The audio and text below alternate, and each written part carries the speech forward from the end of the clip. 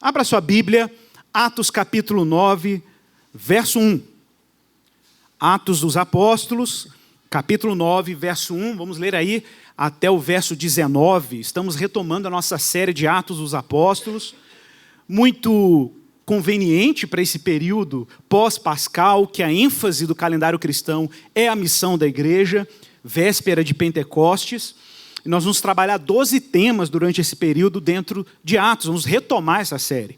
E hoje o tema é um convertido improvável. Nós vamos falar um pouco aí sobre a conversão de Saulo. E diz assim a palavra do Senhor.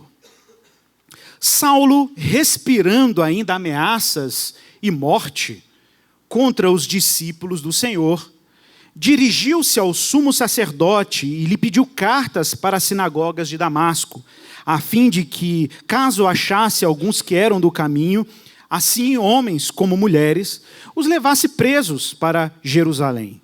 Seguindo ele, estrada fora, ao aproximar-se de Damasco, subitamente uma luz do céu brilhou ao seu redor.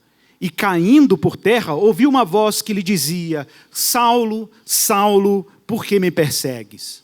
Ele respondeu: Quem és tu, Senhor? E a resposta foi: Eu sou Jesus, a quem tu persegues. Mas levanta-te e entra na cidade, onde te dirão o que te convém fazer.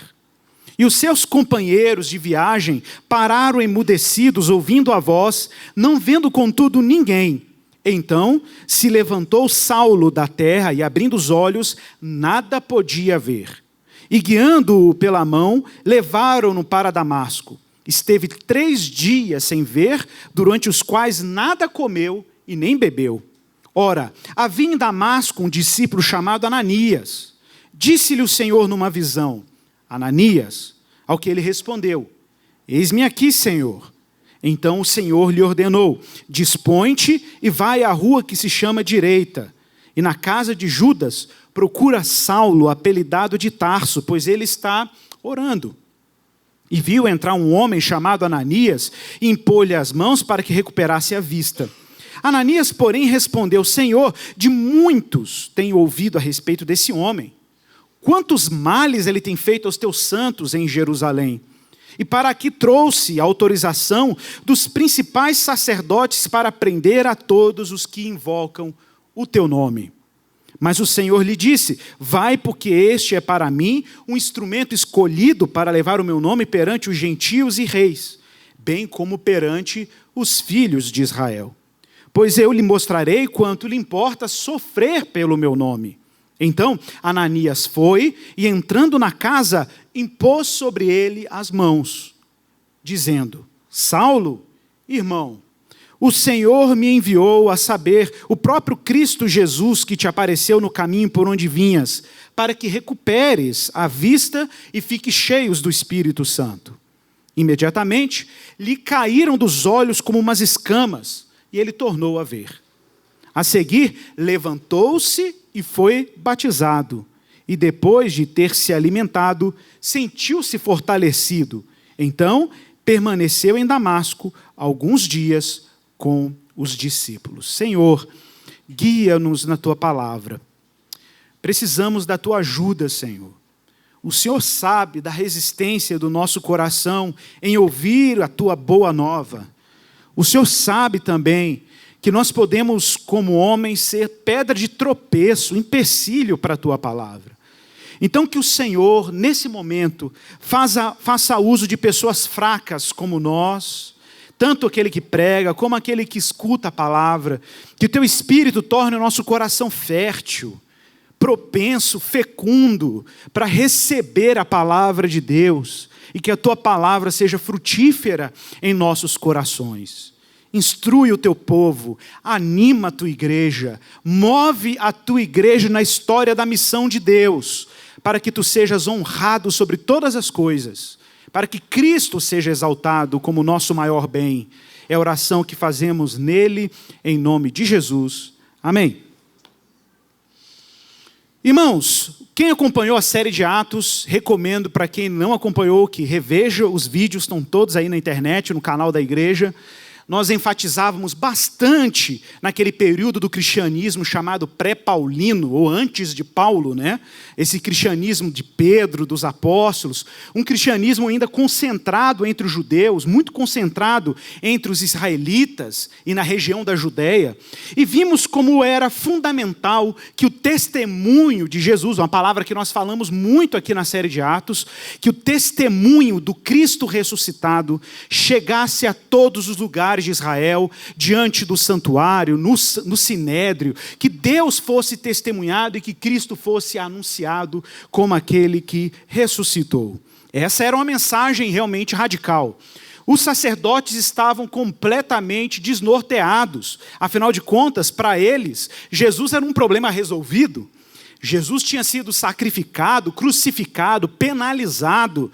Em tese, os discípulos de Jesus eram para estar completamente dispersos, completamente desorientados, escondidos, foragidos, com medo de uma possível ameaça por parte da classe religiosa judaica. Mas, ao contrário disso, os discípulos receberam poder ao descer sobre eles o Espírito Santo, e eles se tornaram testemunhas do Evangelho em Jerusalém, Samaria, Judéia, e agora a coisa começa a caminhar para os confins da terra.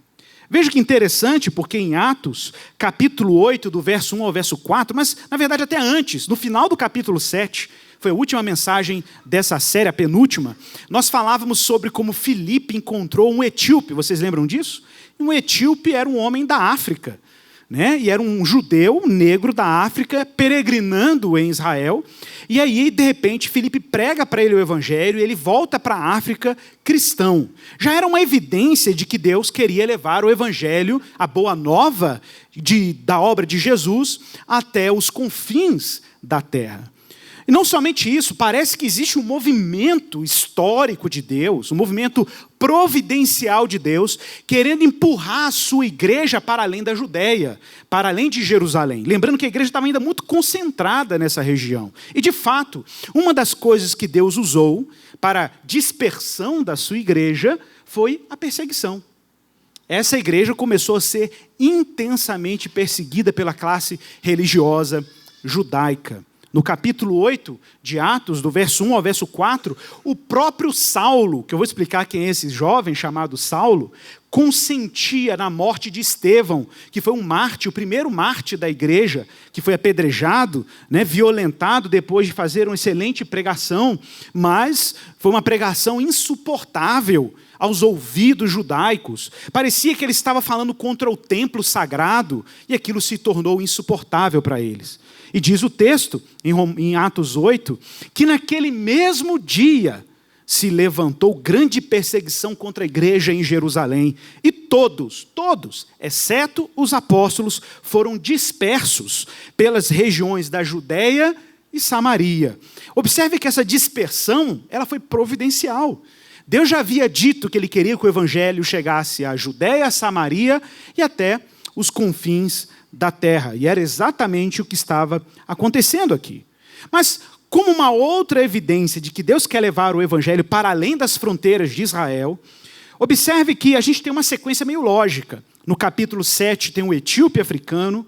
No capítulo 8 nós temos essa dispersão dos cristãos por causa da perseguição.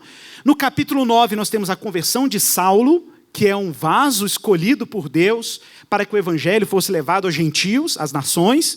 E depois, no capítulo 10, que vai ser tratado daqui a alguns domingos, a conversão de um romano, Cornélio, um chefe da guarda romana. Isso mostra o quê? Mostra uma lógica. Né? Lucas, quando escreveu Atos, ele escreveu Atos a partir da tese de Atos 1:18. Atos 1:8, eles recebiam poder ao descer sobre eles o Espírito, e essa seria a onda do Evangelho. Jerusalém, Samaria, Judéia e até os confins da terra. Mas quem é esse Saulo, ou esse Paulo, né, que nós somos tão familiarizados com ele na Bíblia? Para começar, gente, algumas pessoas falam assim, mas ele era Saulo ou era Paulo? Paulo era o nome de conversão dele. Já vi muita gente dizendo isso, né, que Paulo foi o nome que ele recebeu depois de se converter. Gente, na verdade, todo judeu no mundo antigo, isso é muito comum até hoje, eles possuem dois nomes. um nome que eles chamam, é um nome judaico, obviamente, Saulo. Saulo, para quem não sabe, é a mesma coisa que Saul do Antigo Testamento, é Shaul em hebraico, né? Quer dizer aquele que é favorecido, esqueci agora a tradução literal. Mas você tem Saul, ou Saulo, e ele tem um nome da diáspora. Isso era muito comum. O nome da diáspora, igual Pedro. Pedro tinha o nome de Cefas, é o nome judaico dele. Mas ele tinha o nome de Petrus, que é o nome de diáspora dele. Então os judeus comumente usavam 2 nomes para se identificarem entre os seus e depois se identificarem com os gentios. E Paulo, ou Saulo, como ele era conhecido entre os judeus, era um jovem, como nós já vimos em vários textos bíblicos, um judeu que cresceu na diáspora, cresceu em Tarso, na Cilícia, que seria hoje a Turquia, mais ou menos. Foi provavelmente educado na sua religião judaica, em Jerusalém. E ele estudou aos pés de um grande rabino judeu, o Rabban Gamaliel, como a Bíblia o chama, e a tradição judaica também chama, reconhece ele como um dos grandes mestres da época do Segundo Templo, das grandes mentes judaicas. E Paulo, ou Saulo, estudou aos pés de Gamaliel. Ele era um fariseu. Ele diz isso claramente em vários testemunhos ao longo de Atos dos Apóstolos. E ele é um judeu da tribo de Benjamim, que, ironicamente, ou coincidentemente, né, era a mesma tribo de Saul, o rei do Antigo Testamento, que é o nome dele, Saulo, né, que é o nome dele.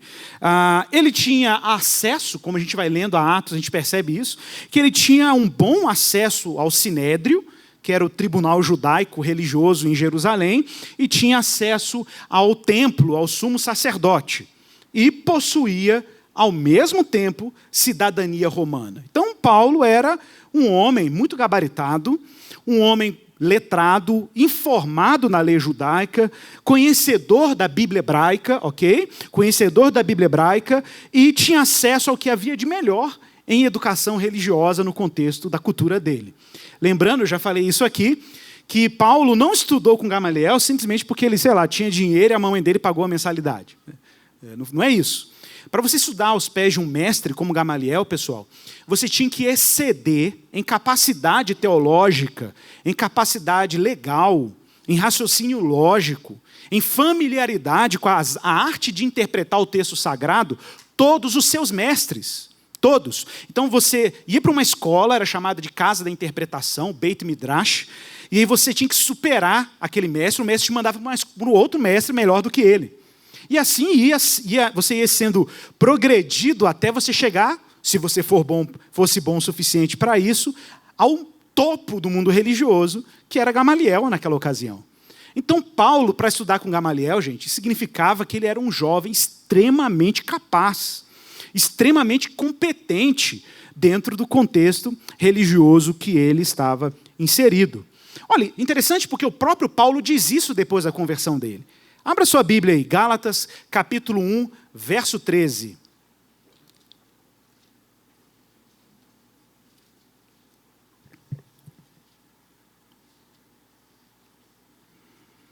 Ele diz assim: porque ouviste qual foi o meu proceder outrora no judaísmo? Como sobremaneira eu perseguia a igreja de Deus e a devastava. E na minha nação, quanto ao judaísmo, avantajava-me a muitos da minha idade, sendo extremamente zeloso das tradições de meus pais. Está claro? Então Paulo já dá um testemunho aqui que ele tinha uma grande vantagem em relação à lei judaica e à sua prática judaica. Em Filipenses, capítulo 3, se você quiser abrir, no verso 4 ao verso 6, Paulo primeiro fala da linhagem dele, fala que ele é da tribo de Benjamim, circuncidado no 8º dia. Ele não era um prosélito, ele não era um gentil convertido ao judaísmo. Ele tinha pedigree judaico. Mas o que é curioso é que, no final, no verso 6, ele diz assim: quanto ao zelo, eu era perseguidor da igreja. E quanto à justiça que há na lei, eu era irrepreensível. Irrepreensível. Gente, esse mesmo Saulo, em Atos capítulo 9, verso 1, está respirando ainda ameaças e morte contra os discípulos do Senhor. Ele foi ao sumo sacerdote, pediu uma autorização expressa para perseguir os crentes que agora já estavam na região de Damasco, na Síria, completamente distante de Israel. Agora veja que coisa curiosa. Paulo já estava perseguindo os cristãos em Jerusalém. E ele foi um dos responsáveis pela dispersão da igreja, já nessa altura. Agora veja que curioso, é como se ele falasse assim, olha, não é suficiente a gente prender e matar os cristãos que estão aqui. Já que eles fugiram, vou pegar a carta e vou à caça de cada cristão, inclusive para onde eles foram dispersos. Pensa nisso, gente, os cristãos que fugiram de Jerusalém, fugiram como refugiados. E para Paulo aquilo não era suficiente. Ele falou assim, vocês se refugiaram na Síria, lá em Damasco, pegou carta com o sumo sacerdote e falou, vou à caça de cada cristão. Olha a obstinação, olha como que era a obstinação de Paulo em eliminar o cristianismo. E ele insistiu nisso. Então pense em Paulo, gente, como alguém que tem um sentimento. Qual era o sentimento de Paulo? Respirava ameaças de morte. Alguém que tinha um alvo. Qual era o alvo de Paulo? Os discípulos do Senhor. Esse era o alvo dele. Qual era o objetivo da sua campanha? Prender e matar os do caminho, por onde quer que eles fossem dispersos. E qual era o recurso que ele tinha? Ele tinha um apoio da elite religiosa judaica. Tinha todos os recursos, ele tinha um projeto. Vocês estão entendendo isso? Paulo tinha um projeto, Paulo tinha um desenho de um projeto de solução final para um povo chamado cristão, que nem tinha esse nome ainda na época, eram os do caminho, discípulos do Senhor. Né? Haviam várias nomenclaturas, inclusive no texto que nós, se você olhar Atos aí com calma, o texto, né? Pelo menos algumas expressões são utilizadas para se referir aos cristãos nessa época, eu vou falar disso um pouquinho mais para frente. Mas veja que curioso, a versão que Paulo conta da sua conversão, ou pelo menos dessa fase de perseguição, no testemunho que ele dá perante o rei Agripa, lá em Atos 29, porque ele conta com um pouco mais de detalhe como é que era essa perseguição que ele fazia aos cristãos. Em Atos 26, 9, Paulo diz assim, na verdade a mim, me parecia que muitas coisas devia eu praticar contra o nome de Jesus, o Nazareno. Ele tinha uma missão, que era subverter, acabar com qualquer coisa relacionada ao nome de Jesus. E ele diz no verso 10, 26, 10, que ele procedeu assim, em Jerusalém, e recebeu autorização dos principais sacerdotes, encerrando muitos dos santos nas prisões, e contra estes ele dava o seu voto quando os matava. E aí é uma referência, né, à morte de Estevão. Não sei se você sabe, Paulo consentiu com a morte de Estevão, de acordo com a lei da justiça judaica, né? Eu não sei se vocês sabem disso, existe uma série de procedimentos jurídicos para penalizar alguém com a morte, inclusive a possibilidade de você dar testemunho a favor da pessoa antes da morte ou se omitir para que a pessoa morra. E Paulo ficou completamente quieto, né, diante do apedrejamento de Estevão. Ele meio que levou isso até para o resto da vida dele. Mas veja que coisa curiosa, ele diz que muitas vezes ele castigou os cristãos por todas as sinagogas, obrigando-os até blasfemar.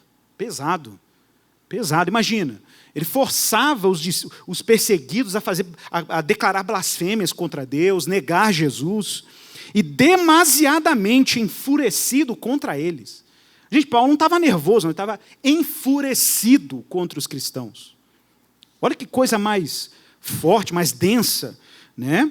Mesmo por cidades estrangeiras, eu os perseguia, e com estes intuitos parti para Damasco, levando a autorização dos principais sacerdotes e por eles comissionados. Irmãos, Paulo tinha um plano, ok? Está claro isso, né? Paulo tinha um plano, mas Deus também tinha outro plano. Paulo tinha um projeto, mas Deus também tinha um projeto. Sendo que Deus tinha um projeto, qualquer tentativa de tentar impedir os projetos de Deus seriam inevitavelmente sabotados.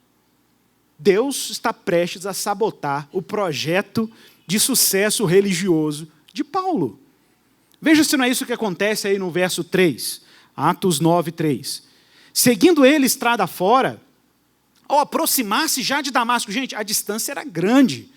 A distância de Jerusalém a Damasco, na Síria, é uma longa estrada. Até hoje é longe. Subitamente, uma luz do céu brilhou ao seu redor e ele caiu por terra. E ouviu uma voz que lhe dizia, Saulo, Saulo, por que me persegues? Você conhece a história. E Paulo pergunta, quem és tu, Senhor, a quem eu persigo? Na versão de Paulo, em Atos 26, ele ainda traz alguns detalhes. Diz que ele ficou cego com o resplendor da glória de Jesus. Jesus se manifestou de forma visível, mas numa densidade tão grande de glória, que ele perdeu a visão diante do resplendor da revelação de Jesus. Paulo tinha como intento, meus irmãos, eliminar aquilo que aqui em Atos, capítulo 8, 9, eu encontrei pelo menos 4 adjetivos para se referir aos cristãos. Só nesse capítulo 9 aqui. Discípulos do Senhor, os do caminho, os santos e os que invocam o teu nome. Esses eram os adjetivos utilizados para o povo cristão nessa época. Paulo tem como objetivo, como sua tarefa, até esse momento, eliminar essa comunidade, eliminar essa gente que era tão inconveniente e que insistia na mensagem de Jesus. Claro que os sacerdotes dariam carta. Os sacerdotes tinham alto interesse na eliminação de qualquer menção ao nome de Jesus. Parecia que Jesus foi um trabalho mal feito, inacabado. Alguém tinha que dar um jeito, de uma vez por todas, para esse problema. Irmãos, Paulo é um exemplo clássico de como o ser humano é pretensioso. Como o ser humano é pretensioso. Como o ser humano acha que pode escrever a sua própria história e pode se autodeterminar. Paulo é o exemplo de um ser humano que pensa que pode mudar os planos de Deus, se é que Deus tem algum plano. E se ele o tem, né, ele tem que praticamente se curvar aos meus planos. A questão, meus irmãos, é que toda vez que o ser humano tenta impor a sua agenda, a agenda de Deus, pode ficar tranquilo, Deus irá sabotar a sua agenda. Ele fez isso com Paulo.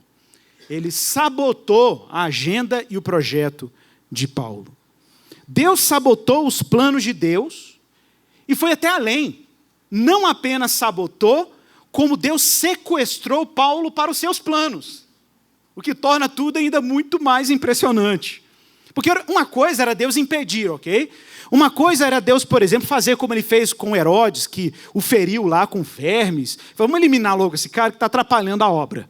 Não, mas Deus não só sabotou os planos de Saulo, como sequestrou Saulo para os seus planos. Deus o arregimentou, Deus o convocou para os seus projetos. Isso que torna tudo mais rico, né, quando a gente pensa na história de Paulo. Paulo não apenas, meus irmãos, perseguia os cristãos. Paulo estava numa missão obstinada para se opor ao próprio Cristo. Ao próprio Cristo. E por isso o próprio Cristo aparece para ele e se revela a ele. Jesus de início, gente, isso aqui é impressionante. Jesus diz para ele: eu sou Jesus Cristo a quem tu persegues. E logo depois de dizer isso para Paulo, ele nem sequer esperou Paulo dizer: Senhor, me perdoe, eu pisei na bola, eu fui muito obstinado. Não, Jesus nem esperou o arrependimento de Paulo, não.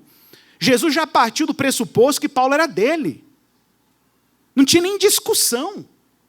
Não tinha nem discussão. E Jesus já falou assim, já deu ordem. Levanta, entra na cidade e lá vão te dizer o que você tem que fazer. Já tinha que seguir ordem de início. Ele tinha que seguir ordens já de início. O Paulo, gente, que dava comandos, que tinha autorização do templo, que tinha liberdade para perseguir os cristãos, agora ele tem que ouvir ordens. E Jesus está dando ordens, e Jesus está dizendo, e você ainda vai receber ordem de outro. Quando você chegar lá, ele vai te dizer o que você tem que fazer.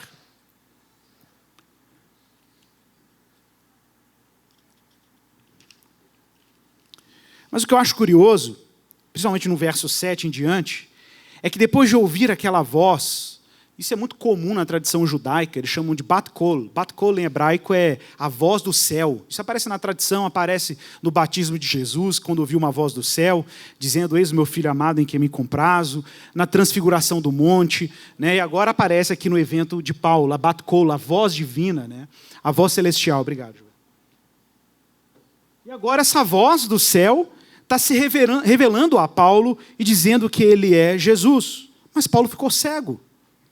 Paulo ficou cego. E eu sempre me questionei sobre essa cegueira de Paulo. Por que Deus cegou Paulo durante 3 dias e depois abriu os olhos dele? Isso aqui foi quase como um recurso pedagógico. Era Deus tentando ensinar para Paulo que ele achava que estava enxergando as coisas com nitidez, mas ele era um cego. É curioso porque o próprio Paulo usa essa analogia da cegueira e da visão numa das suas cartas. Olha que interessante, abra a sua Bíblia. 2 Coríntios capítulo 4, verso 3. 2 Coríntios 4, 3. Olha como ele usa essa linguagem da cegueira e da iluminação. Olha que interessante. Ele usa isso também no capítulo 3, né, que é um capítulo antes desse daí, falando que Deus tira a venda dos olhos. Quando um judeu se converte ao Senhor, ele tira a venda dos olhos para entender as Escrituras. E de novo ele usa a analogia da iluminação.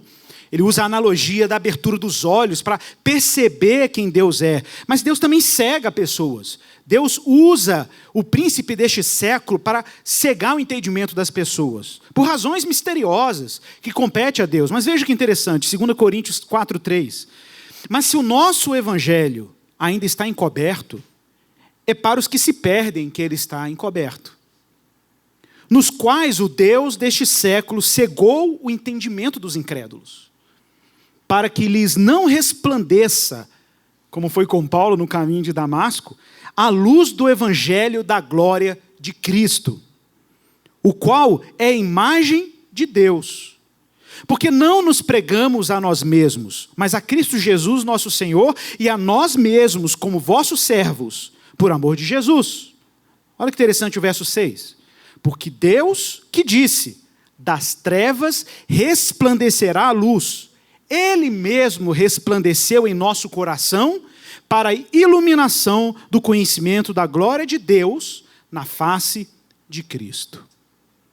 Irmãos, Deus está se auto-revelando em Jesus. Deus está se auto-descortinando em Jesus. Mas Paulo era cego. Paulo era cego e agora Deus quer fazê-lo enxergar. Observe que a cegueira de Paulo foi uma reação ao excesso de nitidez da revelação de Jesus a ele no caminho de Damasco. Era luz demais, luz em excesso. Paulo perdeu a visão e teve que ser curado da visão por missão de um homem que Deus escolhera. Não é esse o nome do discípulo do Senhor lá em Damasco? Ananias, provavelmente em fuga de Jerusalém. Agora imagine, Ananias dormindo, o Senhor aparece em visão para ele, Jesus, e diz para ele, Ananias, ele diz, eis-me aqui.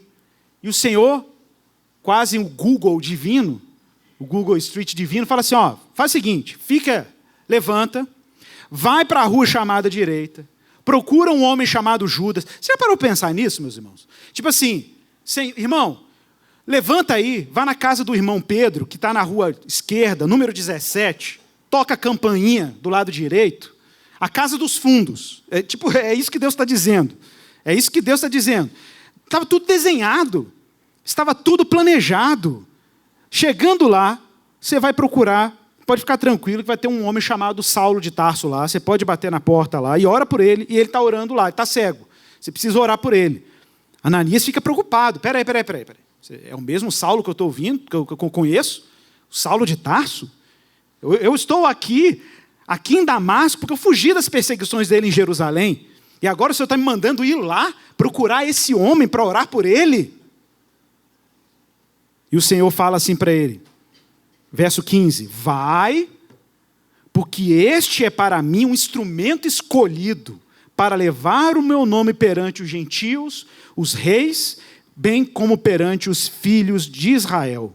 Pois eu lhe mostrarei o quanto importa sofrer pelo meu nome. Isso aqui é impressionante, porque Paulo fez muitos cristãos sofrerem. E agora Deus está dizendo, o Paulo vai aprender que não apenas ele vai sofrer, ele vai aprender o quão importante é sofrer pelo meu nome. O perseguidor está virando o perseguido. E essa é a missão que Deus está reservando enquanto vocação para Paulo. Irmãos, Jesus tem controle sobre o espaço, Jesus tem controle sobre o tempo, Jesus tem controle sobre as circunstâncias históricas, Ele constrói, coloca tudo de uma maneira que a história seja canalizada para os seus propósitos, mas Ele quer assegurar que este Paulo, um convertido improvável, seja alcançado para que ele seja um instrumento de Deus aos gentios. Olha, irmãos, nós temos alguns exemplos na história de convertidos improváveis. Pessoas que você olhava e dizia, não, nunca vai virar crente. A gente fala assim, né? Já viu aquele seu parente, aquele seu amigo, que é resistente à fé evangélica, resiste ao evangelho. Às vezes você que está nos visitando aqui, né, tem essa resistência natural. A gente entende. Eu entendo isso. Porque nós somos, por natureza, míopes. Somos, por natureza, resistentes à luz do evangelho. Isso é parte de quem nós somos. O que é surpreendente, meus irmãos, é como que Deus salva gente difícil como a gente. Isso é surpreendente. Tem gente que fica assim, fulano de tal, só um milagre. Como se para você não foi um milagre. Como se a sua salvação também não foi um grande milagre. Como se você fosse uma pessoa super fácil de se tornar cristã. Meu irmão, ser cristão é um milagre. É uma autorrevelação de Deus. É Deus abrir os nossos olhos e mostrar a luz da sua glória. Mas se Deus não fizer esse movimento, a gente fica míope, a gente fica cego, a gente fica, com dificuldade de discernir a verdade. A gente sabe da história de alguns convertidos improváveis. Lembra de C.S. Lewis, que teve uma conversão em 3 etapas? Né?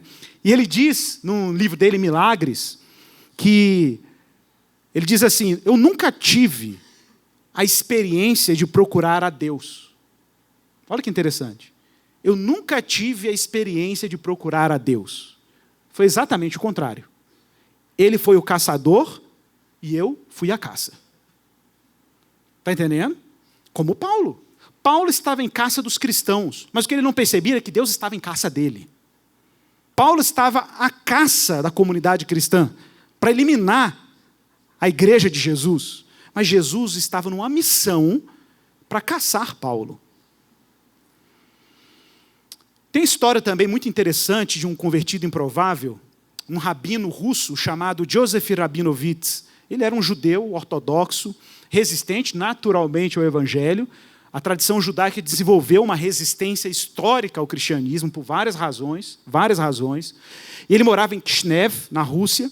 E um dia ele falou assim, vou fazer uma viagem. Ele era um sionista, né? Tinha essa esperança de um dia Israel ser restaurado como a terra do povo judeu, isso em 1888. Imagina, final do século XIX. Ele pega um navio e visita a Terra Santa. E um dia, numa visita à Terra Santa, ele fala assim, vou subir lá no Monte das Oliveiras para ver Jerusalém de lá. Era uma tradição, porque a vista do Monte das Oliveiras para Jerusalém é muito bonita. Então ele sobe no Monte das Oliveiras, sozinho, ninguém com ele. E quando ele chega em cima do monte, ele olha para Jerusalém e ele tem uma visão de Jesus. Jesus aparece para ele e diz para ele assim, Joseph, eu sou Jesus, sou o seu irmão e o seu Messias. Ele já desce do monte cristão e volta para a Rússia e evangeliza uma comunidade judaica inteira com o encontro que ele teve com o evangelho nesse lugar. Mas esse também não é o único caso de um convertido improvável que se converteu de maneira extraordinária.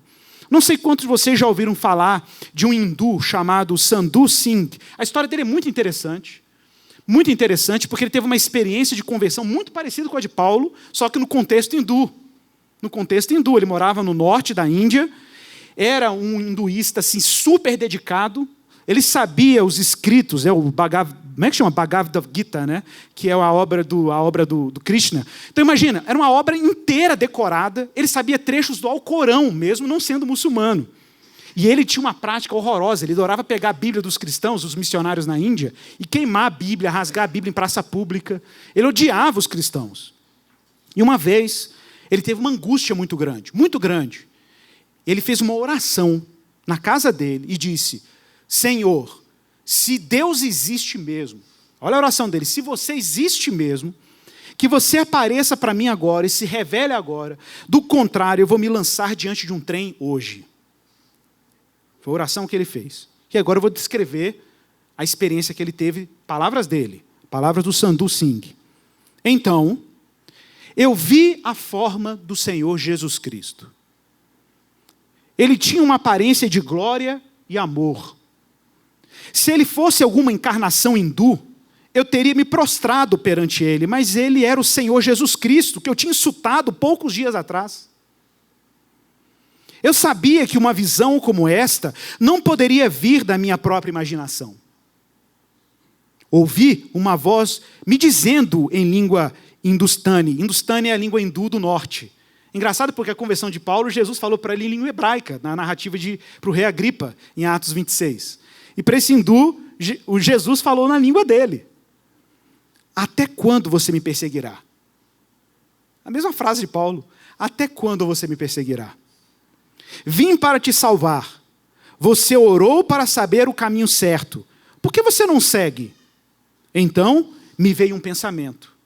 Jesus Cristo não está morto, mas vivo. E este deve ser ele mesmo.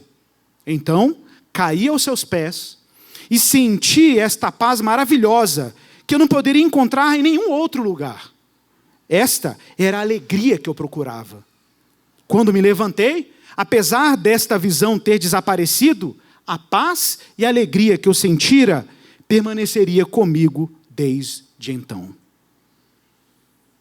Que história linda, né? Esse irmão se tornou um grande evangelista, plantou várias igrejas no contexto indiano, foi convidado a ministrar no Nepal, no Kurdistão, ele ministrou muito também no Paquistão, no Afeganistão.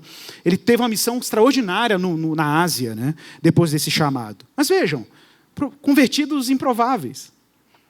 Não é nenhum problema para Deus quando Ele deseja curvar corações à sua vontade. Paulo era um vaso escolhido para levar o evangelho aos gentios. Observe, Deus está interessado em cumprir o que Ele prometeu a Abraão. Deus disse para Abraão que por meio da semente dele, do descendente dele, seriam abençoadas todas as famílias da terra. Deus tem um horizonte, uma promessa para cumprir. O evangelho não pode ficar restrito aos judeus. O evangelho não pode ficar restrito à Judeia. Tem que chegar até os confins da terra.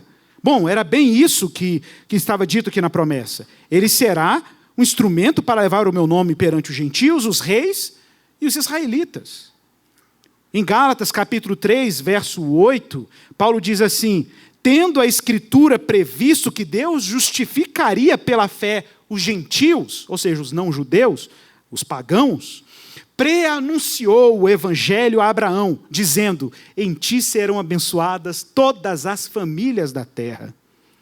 E lá no verso 13, Paulo diz assim: Cristo nos resgatou da maldição da lei, fazendo-se Ele próprio maldição em nosso lugar. Para quê? Para que a bênção de Abraão chegasse aos gentios em Jesus Cristo, a fim de que recebêssemos pela fé o Espírito prometido.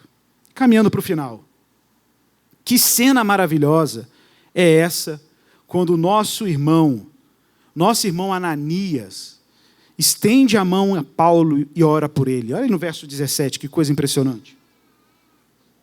Então Ananias foi, conforme a ordem do Senhor, entrou na casa, impôs sobre ele as mãos, e olha a linguagem, Saulo, irmão.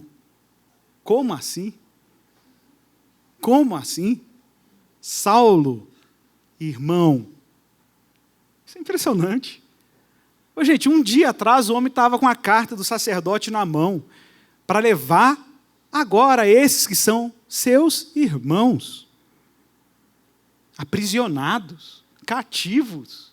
E Ananias chega com tudo resolvido, põe as mãos sobre ele e diz: Saulo, irmão, o Senhor me enviou a saber o próprio Jesus, que te apareceu no caminho por onde vinhas, para recuperares a vista e fiques agora cheio do Espírito Santo. Ele se levantou, foi batizado e ficou ali em Damasco alguns dias com os discípulos. Que mudança, meus irmãos. Agora Paulo ou Saulo tem uma família, irmão. Paulo agora tem uma visão, por isso teve que recuperar a sua vista e ficou cheio do Espírito. Paulo agora tem um sacramento, que é o batismo, e Paulo agora tem uma comunidade com a qual ele permaneceu em Damasco com os seus com os discípulos de Jesus. Que transformação extraordinária que Deus fez na vida desse convertido improvável. Vamos orar. Meu irmão, esse é o momento da gente orar ao Senhor e pedir ao Senhor para que a nossa agenda e os nossos planos sejam tomados por Jesus. Esse é o momento da gente orar por aquele nosso irmão, aquele nosso parente, na verdade, aquele nosso amigo, que parece um convertido improvável. Ore por ele aí, meu irmão. Aquele que você fala assim, não tem jeito. Ele é ateu, ele é liberal, ele é progressista, ele é de direita, ele é de esquerda, ele é católico, ele é espírita, ele é esotérico, agnóstico. Ore por ele, ore por ela. O Deus que pôs Saulo de joelhos por terra diante da sua glória, pode colocar qualquer um que ele queira prostrado diante da sua glória. Peça a Deus, meu irmão, para que renove a sua história de acordo com a história dele. O Deus que controla todas as coisas para a sua glória, o tempo, o espaço, os cenários, para que os seus propósitos tenham êxito. Senhor, abençoe o teu povo, ilumina a tua igreja, ilumina o meu irmão, a minha irmã que está aqui. O teu povo que faz parte da missão de Deus. Deus que levou esse evangelho até os confins da terra. Nós estamos aqui hoje porque Deus escolheu esse homem chamado Paulo para levar esse evangelho até os confins do mundo. E graças à missão do Senhor pela vida dele, o Senhor fez com que outros homens e outras mulheres também respondessem a esse chamado. E o Senhor continua convocando e chamando pessoas para fazerem parte desse projeto divino. O projeto de levar o evangelho de Jesus Cristo até os confins da terra. Rapta, Senhor, os nossos planos, sabota as nossas pretensões e assume o controle da nossa existência. Para a tua glória, em nome de Jesus. Amém.